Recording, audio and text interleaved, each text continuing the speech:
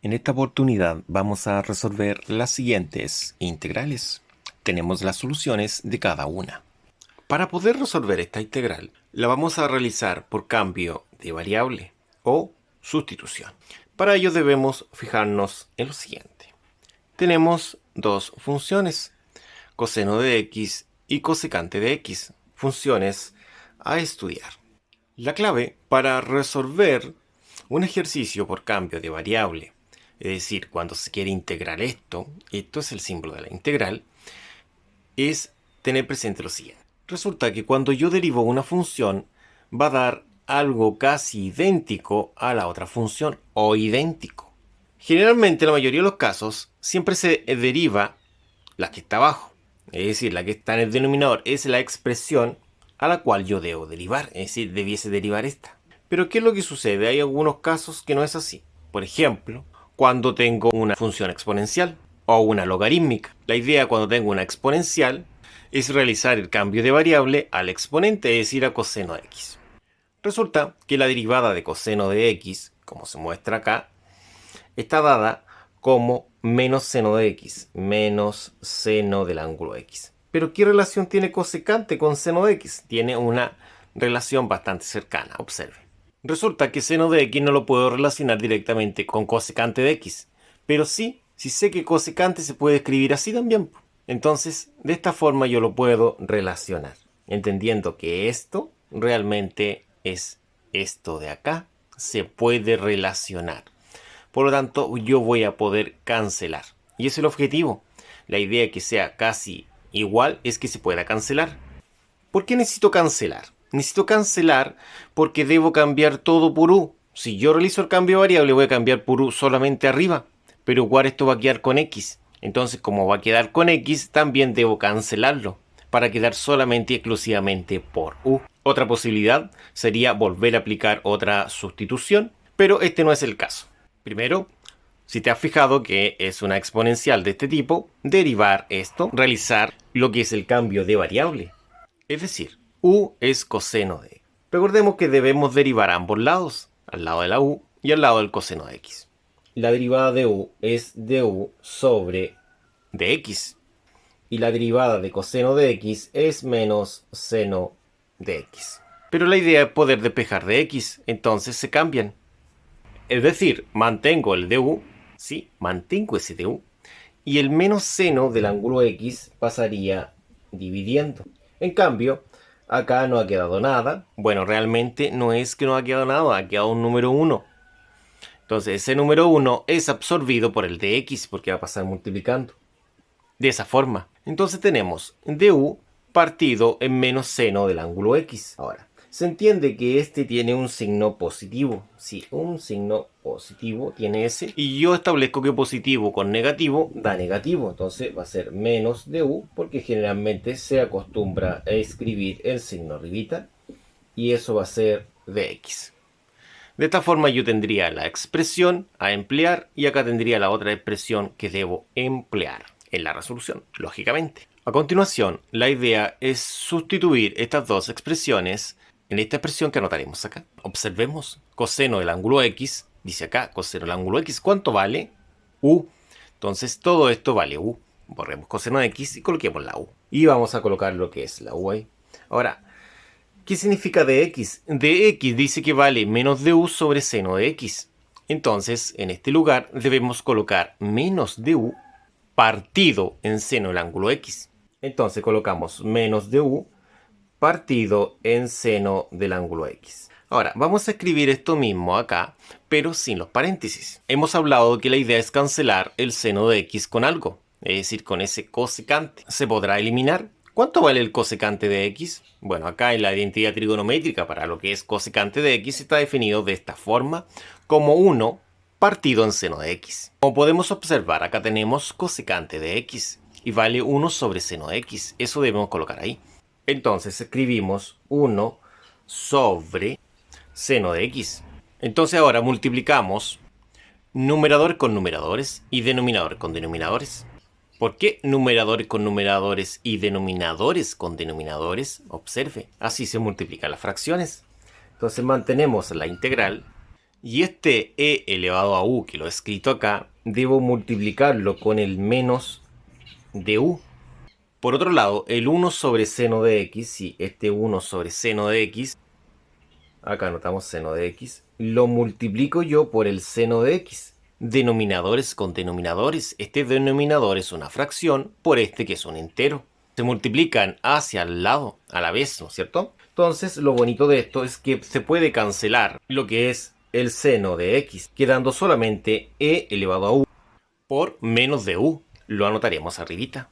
Lógicamente, el 1 que había quedado acá no se anota. Entonces esto va a quedar de la siguiente forma. Puedo cambiar el orden de esto, puedo colocar el menos e elevado a u de u, entendiendo que este menos se puede considerar como un menos 1 acá. Anotemos ese menos 1, anotémoslo como un menos 1. El cual, aplicando esta propiedad de acá, dice que es el k. Y dice que el k en la segunda condición que estamos señalando ahora, lo puedo extraer de la integral, es decir, escribirlo afuerita, y anotaría e elevado a u de u. Ahora, integremos e elevado a u. Entonces, bajamos el menos 1 y la fórmula de la integral de e elevado a u sigue siendo e elevado a u más c. ¿Está terminado? No, señor, porque está en términos de x. Por lo tanto, sería menos e elevado a lo que es u más c. Pero u tiene un valor. U vale coseno del ángulo x, entonces colocamos coseno del ángulo x. Y de esta forma estaríamos listos con nuestra primera integral. Ahora pasemos a una segunda. En esta segunda integral que tenemos acá, dice acá coseno cuadrado de x. Primero tenemos que reescribirla antes de comenzar a resolver. ¿En qué sentido debemos reescribir? Debemos reescribir lo que es el coseno cuadrado del ángulo x. Comúnmente los textos se escribe así. Pero si yo quisiera ingresarlo a algún tipo de calculadora, un modelo más antiguo, esto realmente se escribe así. Coseno cuadrado del ángulo x se puede escribir como coseno del ángulo x y todo eso al cuadrado. Entonces realicemos el cambio correspondiente. Como en este lugar, que es el equivalente acá, estaba coseno cuadrado, ¿qué es eso? Quiere decir que esto yo lo puedo anotar acá.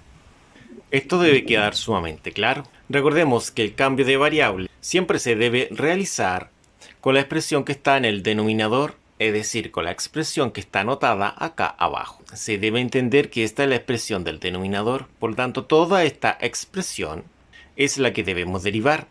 Me refiero a coseno de x, no a coseno de x al cuadrado.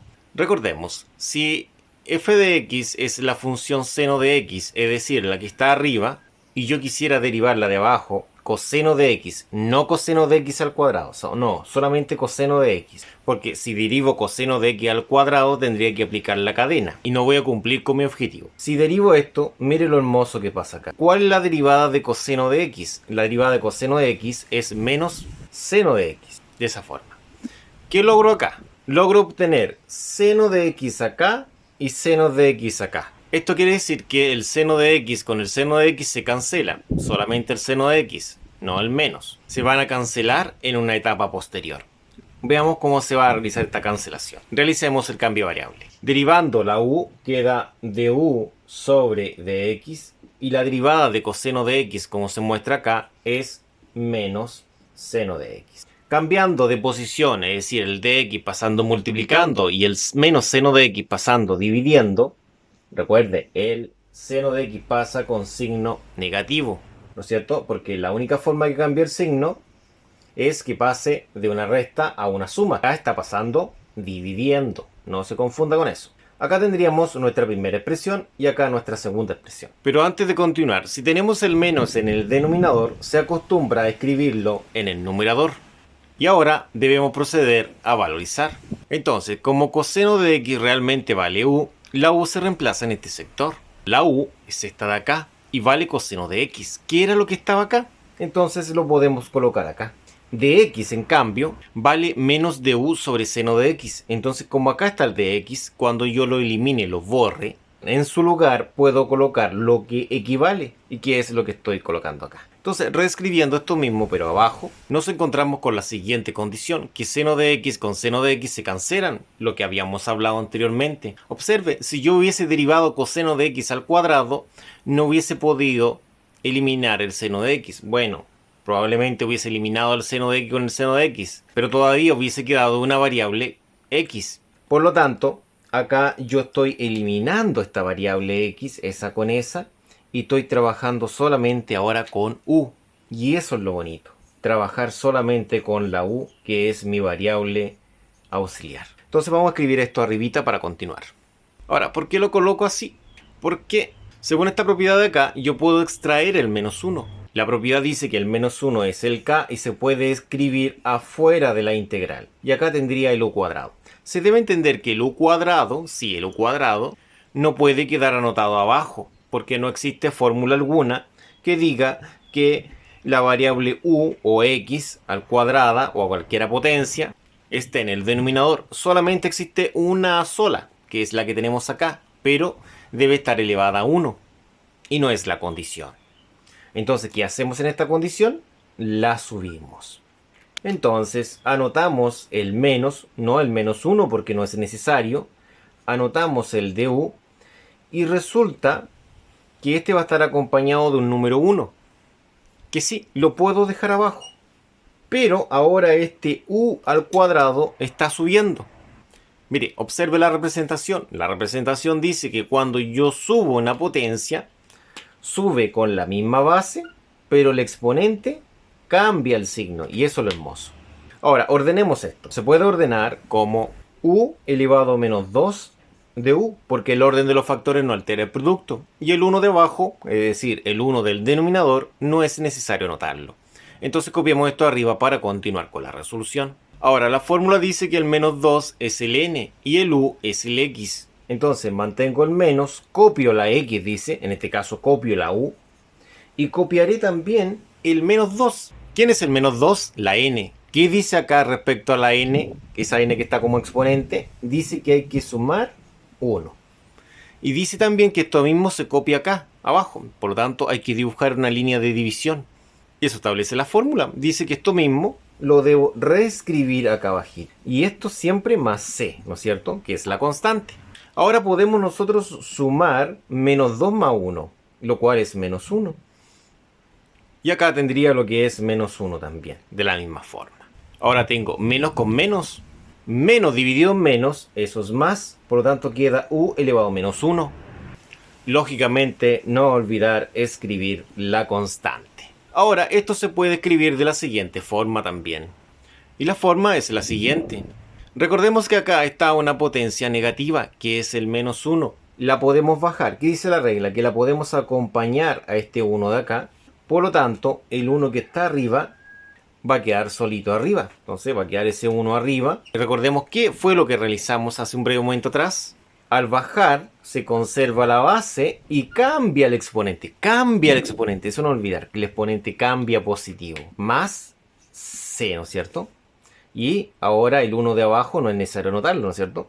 Solamente el 1 que estaba arribita. Entonces queda 1 partido en u más c. Pero u tiene un valor. ¿Y cuánto vale u? Porque acá no está terminado. Debe quedar no con u, debe quedar con x. Y sabemos que la u vale coseno de x. Entonces acá sería coseno de x en el lugar donde estaba la u. Y de esta forma hemos terminado. Hemos encontrado nuestra segunda integral. Muchas gracias. Nos vemos en la próxima.